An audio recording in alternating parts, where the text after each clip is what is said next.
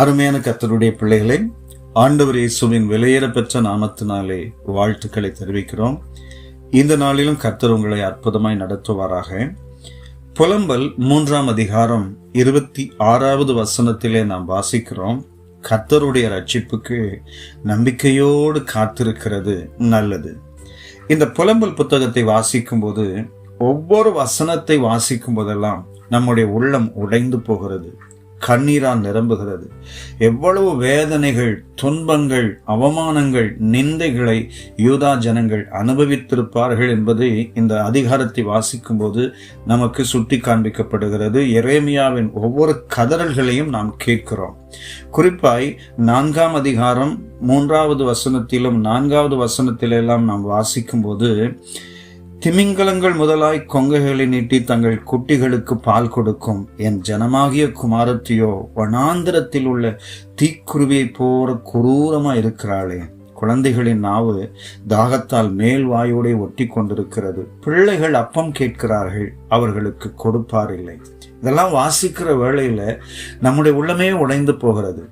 இதை பார்க்கும்போது இந்த வசனத்திலே எரேமியா சொல்லுகிற இந்த வார்த்தையை கவனித்து பார்த்தால், இன்னும் 70 ஆண்டுகள் கழித்து நீங்கள் திரும்ப வருவீர்கள், இதே இடத்தில் நீங்கள் கட்டப்படுவீர்கள், உங்கள் சந்ததி ஆசீர்வதிக்கப்படும் என்பதை தீர்க்கதரிசனமாய் சொன்ன அந்த வார்த்தையை இங்கு அவர் சுட்டி காண்பிக்கிறார்.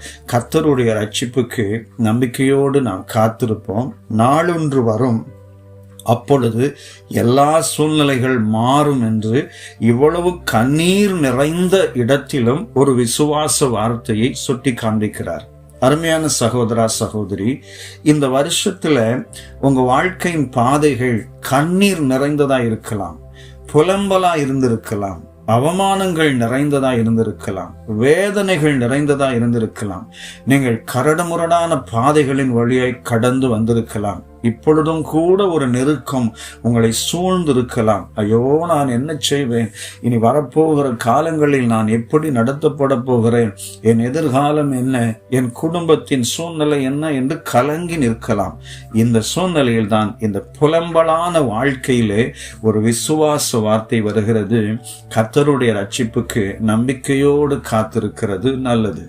அருமையான சகோதரா, சகோதரி, இந்த வருஷம் கடந்து வந்த பாதைகள் ஏதுவாயிருந்தாலும் நிச்சயமாய் ஆண்டவர் கைவிடவே மாட்டார். தம்மை நம்புகிற பிள்ளைகளை ஆண்டவர் நிச்சயம் வெட்கப்பட்டு போக விட மாட்டார். கர்த்தருடைய ரட்சிப்புக்கு நாம் காத்திருப்போம். கர்த்தருக்கு காத்திருக்கிறவர்கள் புது பலன் அடைந்து கழுகுகளைப் போல எழும்புவார்கள். அவர்கள் ஓடினாலும் இளைப்படையார்கள், நடந்தாலும் சோர்ந்து போகார்கள் என்று நாம் வாசிக்கிறோம்.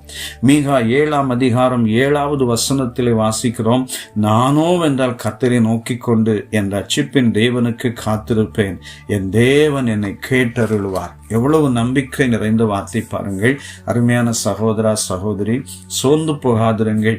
இந்த வருஷம் கடைசியா இருக்கலாம், ஆனால் காத்திருப்போம், நிச்சயமாய் வெற்றி கிடைக்கும். எதிலெல்லாம் நீங்கள் சோர்ந்து போனீர்களோ அதிலெல்லாம் உங்கள் மனதை தைரியப்படுத்தி, நான் நிச்சயமாய் வெற்றி பெறுவேன், நிச்சயமாய் எனக்கு ஆண்டவர் அற்புதம் செய்வார் என்று விசுவாசத்தோடு நின்று பாருங்கள். நிச்சயமாய் கர்த்தர் உங்கள் வாழ்க்கையிலே பெரிய காரியங்களை செய்வார். வரப்போகிற காலங்கள் உங்களுக்கு ஆசீர்வாதமாக இருக்கும். கர்த்தருடைய ரட்சிப்புக்கு நாம் விசுவாசத்தோடு, நம்பிக்கையோடு, ஆழமான அன்போடு கூட காத்திருப்போம்.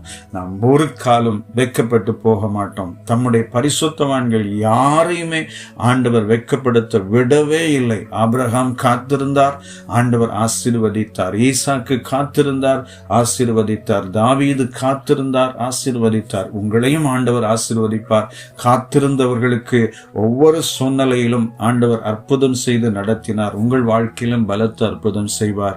இந்த நாளிலே நாம் விசுவாசத்தோடு காத்திருப்போம். பெரிய காரியங்களை தேவன் செய்வார். சேர்ந்து ஜெபிக்கலாமா? அன்பு நிறைந்த பிதாவே, இயேசுவின் விலையேற பெற்ற நாமத்தினாலே உம்முடைய சமூகத்தை நோக்கி பார்க்கிறோம். நாங்கள் உம்முடைய ரட்சிப்புக்கு காத்திருக்கிறோம். ஆபிரகாம் குழந்தை இல்லாத போது காத்திருந்தார். நீ குழந்தை கொடுத்த சந்ததிகள் எல்லாம் ஆசீர்வதிக்கப்பட வானத்து நட்சத்திரங்களைப் போல பெருக பண்ணினீர்.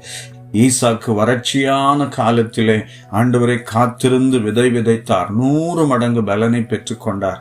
ராஜரீக அபிஷேகம் இருந்தும் தாவீது அலைந்து ஓடி ஆண்டவரே அவர் எவ்வளவாய் நெருக்கப்பட்டார். ஆனாலும் காத்திருந்ததுக்கு பிரதிபலனாய் சமஸ்த இஸ்ரவேலை ஆண்டவரே நீர் அவருக்கு கொடுத்தீர். அதே போல நாங்களும் உமக்கு காத்திருக்கிறோம், நம்பிக்கையோடு காத்திருக்கிறோம். நீர் அற்புதம் செய்வீராக. இயேசு இரட்சகர் நாமத்தில் கேட்கிறோம் பிதாவே. Amen.